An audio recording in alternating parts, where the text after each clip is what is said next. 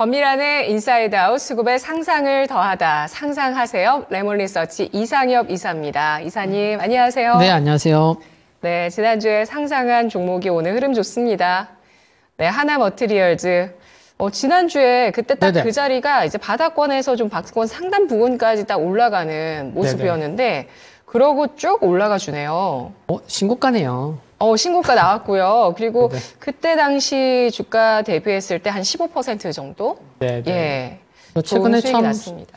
수급이 좋은 종목군들은 쉽게 또 안 꺾이는 것 같아요. 네, 그래서 이렇게 좀 고개를 좀 들고 상승 각도를 좀 이렇게 좀 이제 세운다고 하죠. 네. 근데 하나머티리얼즈도 보면 어제까지 1, 2, 3, 6 그리고 뭐 하루 뭐 좀 팔았지만 기관의 수급이 워낙 좋아서 네, 참 수급 좋고 뭔가 이렇게 소부장 종목인데 그동안 좀 많이 쉬었고 모멘텀 있는 종목군들은 조정이 안 나오네요. 삼성전자, SK 하이닉스도 그렇지만 그래서 네, 하여튼 좋은 종목은 이렇게 좀 미리 좀 약간 빨리 사는 것도 하여튼 뭐 중요한 것 같습니다. 네. 그 좋은 종목이 정말 강하게 올라간 이후에 또 조정을 받으면 사실 또 의구심이 생기기 마련이거든요. 근데 뭐 오늘 제주반도텔도 올라가는 모습을 모처럼 보여주고 있고 또 우리 채팅창에서는 오늘은 하나마이크론이다 이렇게 글 써주시는 분도 계세요. 하나마이크론도 좋죠. 수급 좋습니까? 하나마이크론이랑 하나머티리얼즈 같이 봐야죠. 네네네. 둘 다 좋아서. 네네. 이렇게 수급 잘 분석을 해서 진입을 한다면 또 강한 종목을 골라낼 수 있을 텐데요. 오늘은 어떤 주제로 이야기를 나눌지 함께 보도록 하겠습니다. 2분기 시작 좀 거치네. 네.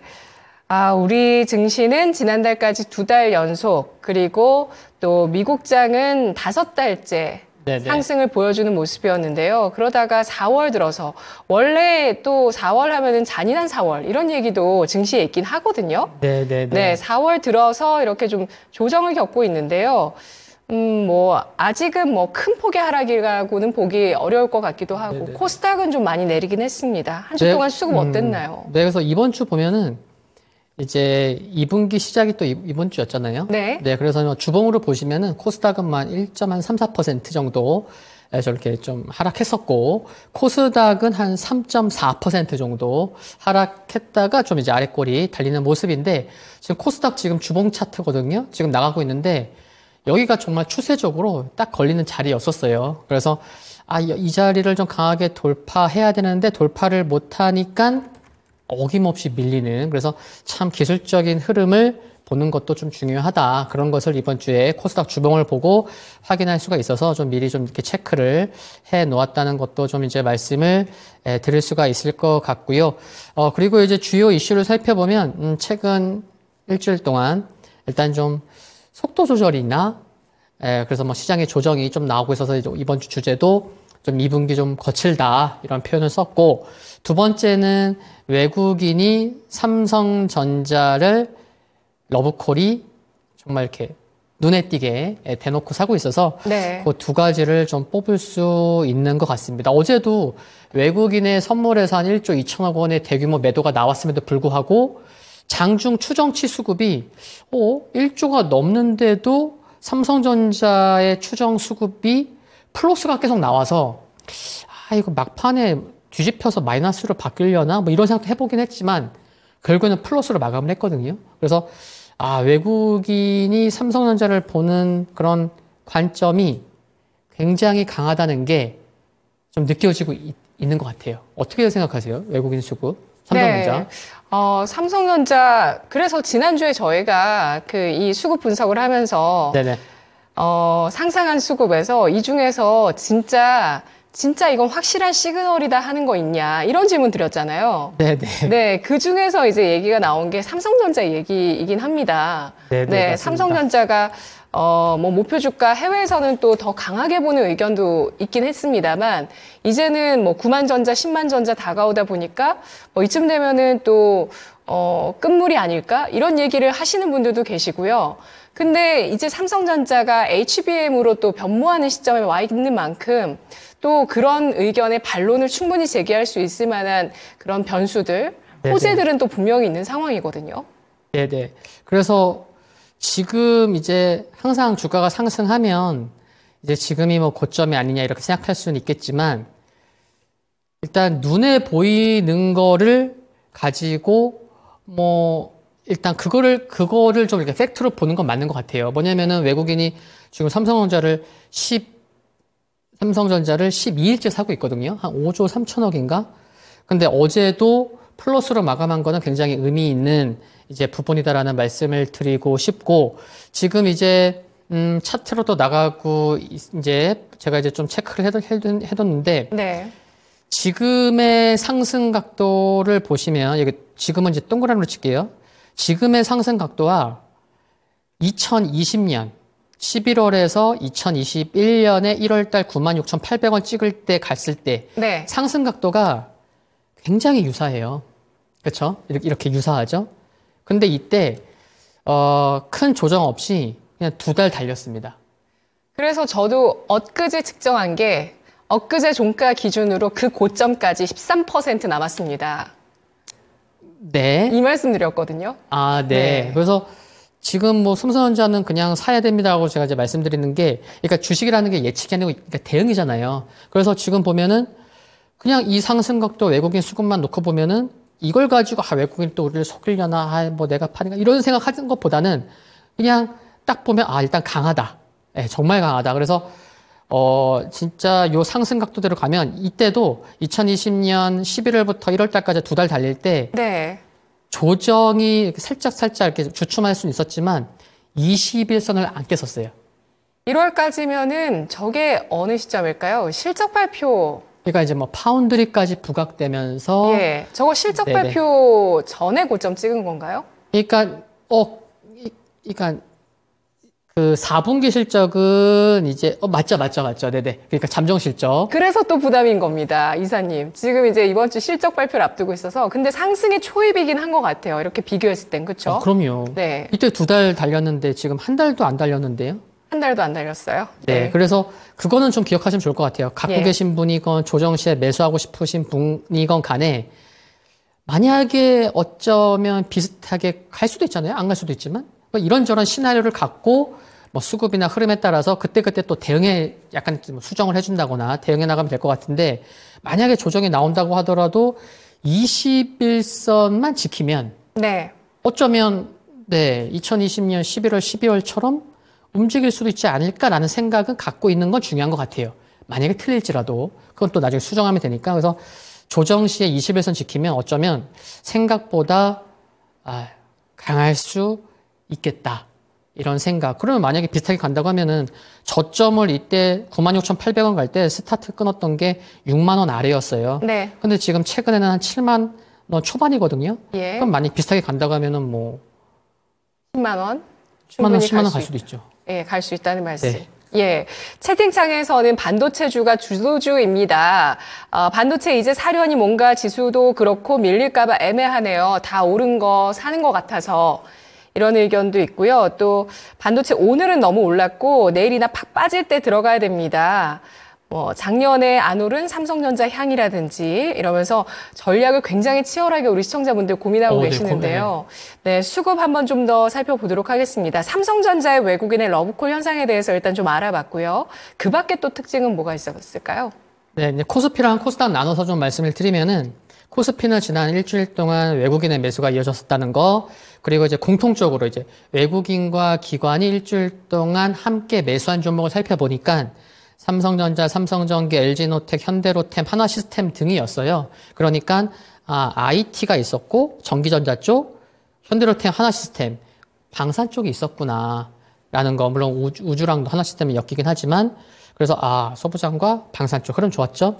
그리고 코스닥은 일주일 동안 살펴보면은 개인의 매수가 있었고 공통적으로 함께 매수한 거는 원익 IPS 흐름 너무 좋았죠. 테스, PSK, 미코, TCK 등. 그러니까 함께 매수한 종목이 좀 이렇게 분산되는 게 아니고 그냥 소부장 담았습니다. 그래서 역시나 오늘도 그렇고 뭐 진짜 소부장 종목이 좀 약할 때도 있지만 진짜 대장주 성격 있는 종목은 시장이 안 좋을 때 같이 밀리는 게 맞죠. 근데 조금 밀리고 갈 때 밀렸던 거에 한 2~3배 이상의 상승 탄력을 보여주다 보니까 그게 이제 대장주인 거죠. 그래서 참 코스닥에 공통적으로 메이저들이 매수한 거를 살펴봤을 때는 아, 최근에 흐름 좋은 소부장 종목으로 집중을 했구나. 또 다시 한번 확인이 수익률 제고를 코스닥에서 열심히 하고 있다는 거를 종목을 보면서 좀 확인할 수가 있었던 한 주였었습니다. 네, 수급의 상상을 더해 보겠습니다. 외국인이 1분기 역대 최대 규모로 매수를 했는데 그 가운데 반도체만 있었던 건 아니고 사실 밸류업 프로그램도 있었거든요. 그걸 네네. 강력하게 매수를 했다가 그 모멘텀 떨어지는 듯 할 때 이제 반도체가 떠올랐습니다. 수출 지표와 함께. 수급의 상상을 더해봐서 다음 주 수급은 어떻게 될지 어떤 이슈가 반영될지 짚어주실까요? 네, 긍정적인 거 전에 조금 이제 좀 말씀드리면은 최근에 좀 금리나 시기가 지연이 되고 있다. 그런 뭐 우려도 있고 뭐 아직은 이르다. 그렇다고 뭐 계속 이렇게 뭐 엎치락뒤치락 얘기가 많은데 계속해서 얘기는 나올 것 같아요. 그럼 예상해 주시죠. 금리 인하 첫 시점 언제일까요? 6월일까요? 저는 하반기? 6월 안 해야 될 것 같습니다. 저는 개인적으로는. 네, 그러면 하반기에 해야 된다는 네네, 말씀이시네요. 4분기? 네, 지금 너무 좋아서 네. 금리 잘못 내리면 내년에 인플레이션 걱정할 수 있습니다. 언제? 4분기가 좋을까요? 네, 한 번을 내릴지 두 번을 내릴지 모르겠는데 네네. 일단 상반기에는 개인적으로는 안 내리는 이렇게 뭐 얘기는 나올 수 있지만 그만큼 견고하니까. 네, 그러니까 잘 가고 있는데 괜히 건드릴 필요 없거든요. 모든 현상이 그렇지만 네, 그런 것 같습니다. 그리고 이제 두 번째는 중동 확전 우려가 좀 있긴 했었죠. 네, 이란과 이스라엘. 근데 그것도 선택할 수 있는 제한된 부분이 있기 때문에 역시나 시장에 큰 영향을 미칠 것 같진 않은데, 네, 그것도 그냥 계속해서 관련된 뉴스는 가끔 보시면 좋을 것 같고요. 그리고 대만, 네, 강진 있었지만, 이건 역시나 크진 않을 거고, 오히려 반도체 가격 상승, 국내 반도체 조금 더 좋은 거 아니야? 이런 얘기도 나오고 있어서, 나쁘진 않을 것 같고, 또 이제 미중 갈등 반도체에 있습니다. 미중 갈등 얘기는 항상 나오는데, 이제 지난 3월 달에 미국에서 요청을 했죠. 한국도 이제 중국향 반도체 수출 통제 강화했으면 좋겠다. 네. 그래서 이제 6월 달에 이제 G7 정상회담 전에 뭔가 좀 매듭을 지어주지 않을래? 이런 분위기인 거죠. 예. 그래서 뭔가 지금 이제 4월 달인데 좀 시간 흘러가면서 6월 전까지는 뭔가 미국이 요청한 거를 우리도 좀 수긍을 해야 되는 그런 뉴스도 나오지 않을까. 그러면서 올해 상반기는 지나가지 않을까. 네, 그렇게 매듭이 딱 될 것 같고. 긍정적인 거 말씀을 드리면은, 그리고 또 그런 거 있었죠. 전기차 가격 인하 경쟁이 굉장히 치열하다는 거에서 어제 조금 테슬라 하락으로 인해서 2차전지가 안 좋았었고, 긍정적인 거는 내일 삼성전자 이제 실적 발표 나옵니다. 물론 잠정이긴 하지만 어닝 서프라이즈 기대가 되고 있고요. 또 반도체가 5개 분기 만에 흑자 기대감이 있고, 또 D램 증설 가능성 얘기까지 나올 정도로 지금 분위기가 굉장히 좋은 거고, 반도체 얘기가 많습니다. 그래서 반도체 수출이 최근에 21개월 만에 최대였고요. SK 하이닉스 또 오늘 아침에 인디애나 5조 넘게 투자해서 28년에 현지에서 생산한다라는 소식도 있었지만, 올해 SK 하이닉스 HBM 매출이 100억 달러 돌파할 것으로 기대가 되고 있다는 것도 있었고요.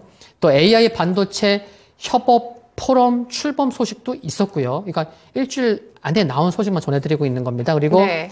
한국이 이제 시스템 반도체 미국 시장 진출을 위한 이제 R&D가 아니라 R&BD죠. 그래서 이제 연구개발과 사업개발 센터를 추진 중에 있는데 이번 달부터 추진해요. 그래서 기업 선정을 해서 이제 하반기에 개소를 미국에서 할 텐데 이게 시스템 반도체와 관련된 팹리스나 IP 이제 설계 자산의 디자인 하우스 등이 대상, 그러니까 딱 들어보시면 아시겠죠. AI 반도체 쪽, AI 분야에 초점을 맞추려고 하는 거죠. 그래서 어떤 기업이 또 대상, 선정이 됐냐에 따라서 그런 기업들 딱 소개가 되면 급등할 수도 있고, 그래서 이 부분도 계속해서 관심이 필요하겠다라고 말씀드릴 수 있어서 정말 긍정적인 소식들은 거의 반도체가 다수다. 그러다 보니까 내일 삼성전자 실적 발표도 굉장히 좀 기대감이 큰 게 아닌가.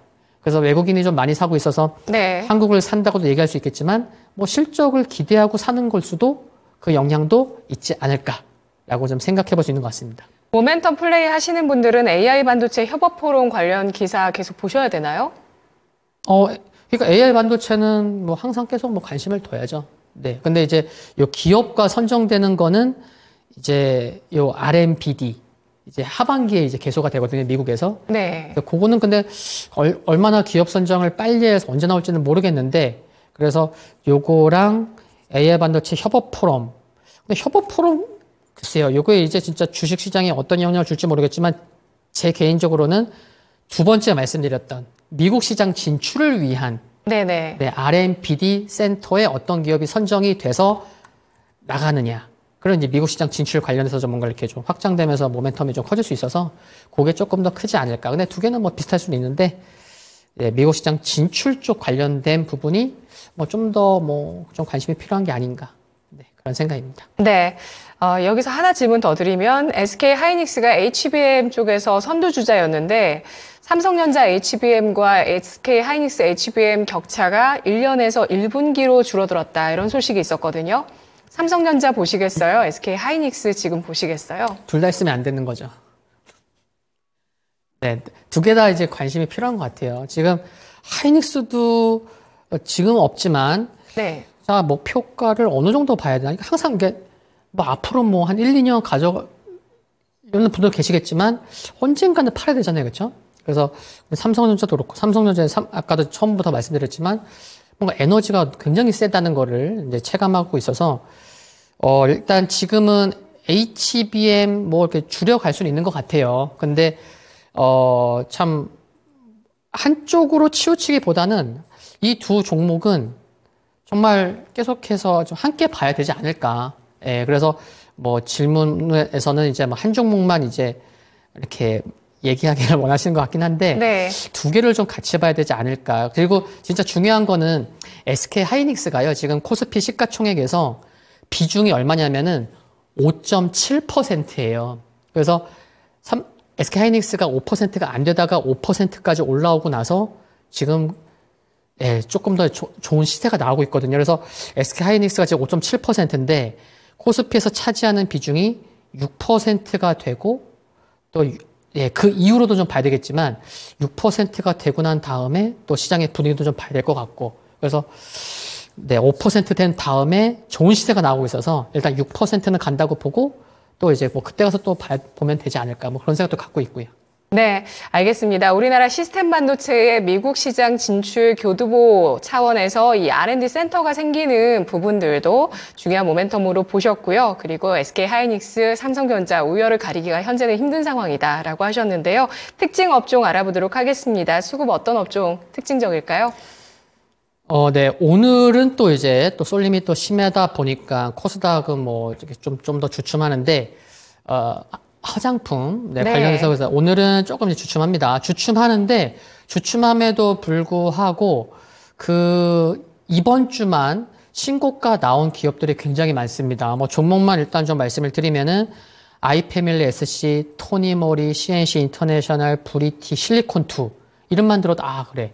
이쪽 지금 한 5개 종목이 그냥 신고가 났거든요. 조금씩 뭐 날짜는 달라도. 그래서 화장품 빅2도 있죠. LG생활건강, 아모레퍼시픽 바닥 탈피해서 뭐 LG생활건강 일단 40만 원 올라왔다가 좀 주춤하고, 아모레퍼시픽도 굉장히 흐름이 좋은데, 그래서 이쪽 분위기가 다른 거죠. 신고가 나고 있고 무거운 종목도 올라와. 뭔가 지금 수급도 좋습니다. 그래서 계속해서 관심이 필요한 것 같은데, 한국에 들어오는 외국인도 많이 들어오고 있죠.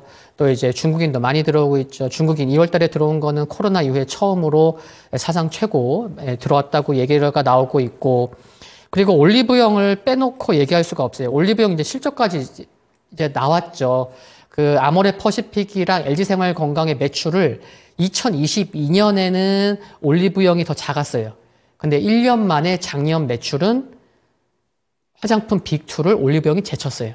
네, 그 정도로 굉장히 어마어마한 실적을 보였다. 그래서 매출은 39%, 무려 영업이익은 무려 70% 성장을 했고, 오죽했으면은 2021년에 CJ 올리브영에서 사모펀드의 23%인가? 네, 22.6%를 팔았었는데, 그거의 반, 11.3%를 다음 달까지 되살갖고 오려고 해요, 지금. 그러니까 그때 당시 CJ 올리브영의 가치가 뭐 2조 원도 안 됐거든요. 지금 네.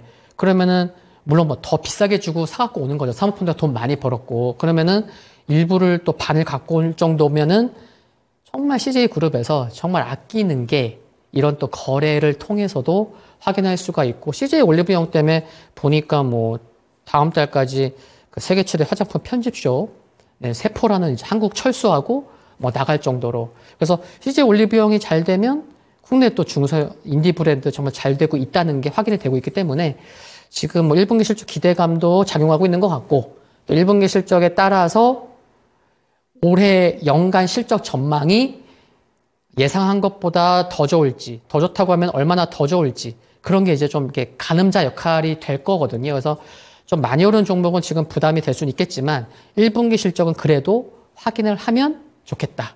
그러면은 그걸 가지고 또 이렇게 또 매매 또 해볼 수 있으니까요. 네, CJ그룹 차원에서 CJ 올리브영 지분 팔았다가 되사는 건 신의 한 수가 될지 네네. 혹은 악수가 될지는 지켜봐야 될 것 같습니다. 네. 네. 뭐 좋게 이게 뭐 성장성이 어마어마하니까요, 지금요. 네, 이 유통 채널 자체가. 네네. 알겠습니다. 수급적인 특징 종목은 뭐가 있을까요? 네, 보면은 이제 코스피, 코스닥 나눠서 말씀을 드릴 텐데, 코스피에서는 네. 삼성전자를 외국인이 어제까지 12일째 매수를 하고 있습니다. 5조 원 넘게 매수하고 있고요. 두 번째는 효성 TNC, 외국인도 사모펀드도 함께 어제까지 7일째 매수하고 있습니다.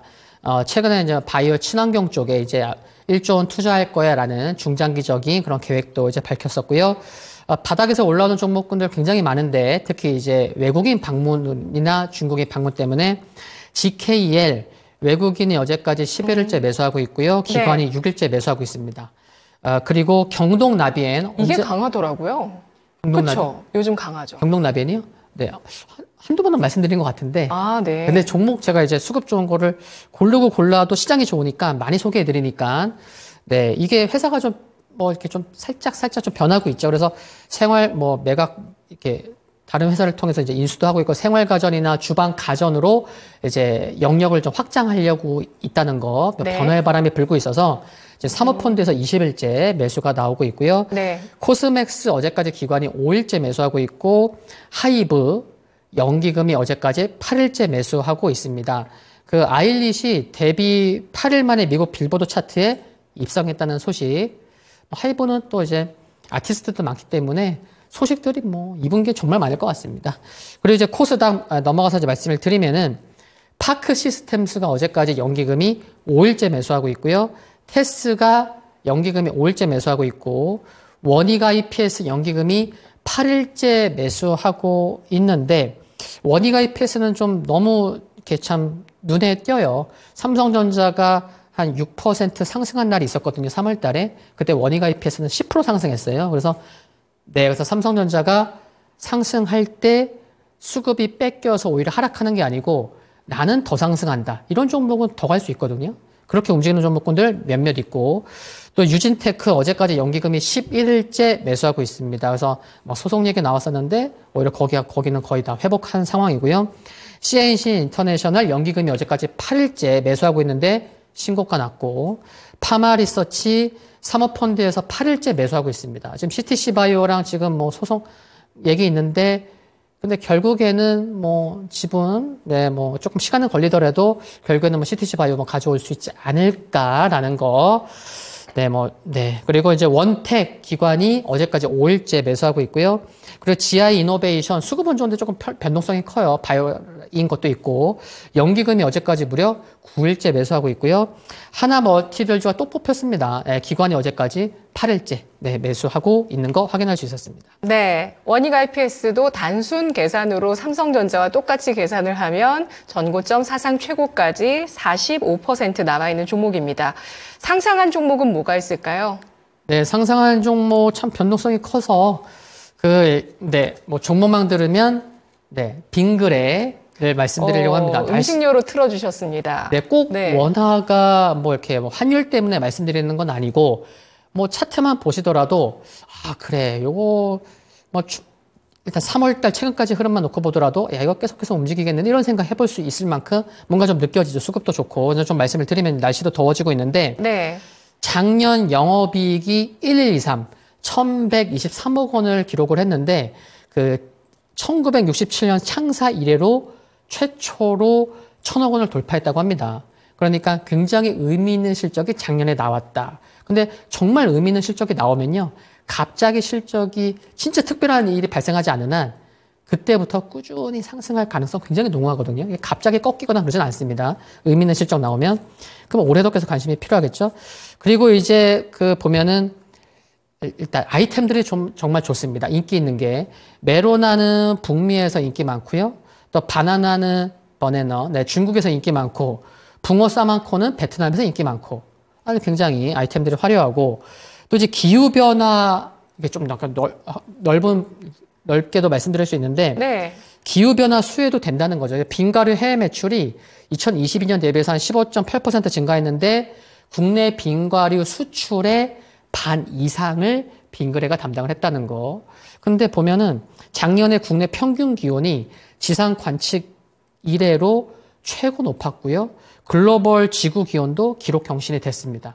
그러니까 계속해서 날씨가 더워지니까 네, 많이 찾을 수밖에 없는 것 같습니다. 빙과류를. 그래서 올해도 더울 것 같은데 그러면은 또 네, 실적도 좀 봐야 될 것 같고 K푸드 해외에서 인기 많으니까요.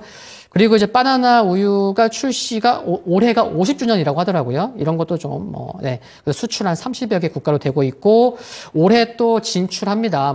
남미나 오세아니아 또 진출하면서 또 이제 판매 채널 현재 유통망도 확대될 것으로 전망이 되고 있기 때문에 작년의 실적이 워낙 좋아서 기저효과 조금 엮기저되는 거 아니야 라고 할 수 있을지 모르겠지만 분위기는 나쁘지 않은 것 같고 네. 그래서 이렇게 6만 원 강하게 돌파하는 게 일단은 중요한데 그걸 좀 이렇게 참고하셔서 보시면 좋을 것 같고요. 작년 8월부터 고개 들고 좋은 흐름인데 제가 계산해 보니까 8월부터 외국인과 기관이 합쳐서 약 한 420억 원 매수하고 있으니까요. 외국인과 기관의 수급도 함께 보시면서 좀 관심 가지면 좋을 것 같습니다. 네, 주가도 빙그레가 2020년 코로나 팬데믹 때도 오른 게 없습니다. 당연히 그 코로나도 감기 일종이잖아요. 네. 예, 얼음 과자 먹을 수가 없고요. 인기가 있을 수는 없겠죠, 그 당시에. 그리고 그 이후에 주가 움직임 별달리 없다가 코로나 당시만큼 2022년에 하락했다가 지난해 회복을 하면서 지난해 연간 40% 올랐고 지금 올해는 이제 6% 올라 있는 상황이에요. 네, 시가총액이 작년에 1,000억 원 벌었는데 네. 시가총액 지금 6천억도 안 됩니다. 네, 네 그리고 수출 모멘텀으로 빙그레가 시장에서 부각된 적은 아직은 없죠. 네, 그래서 이 부분을 오늘 잘 한번 포인트로 삼아봐야 되겠습니다. 빙과류 전체 수출의 절반 담당하는 빙그레 알아봤습니다. 고맙습니다. 네, 감사합니다.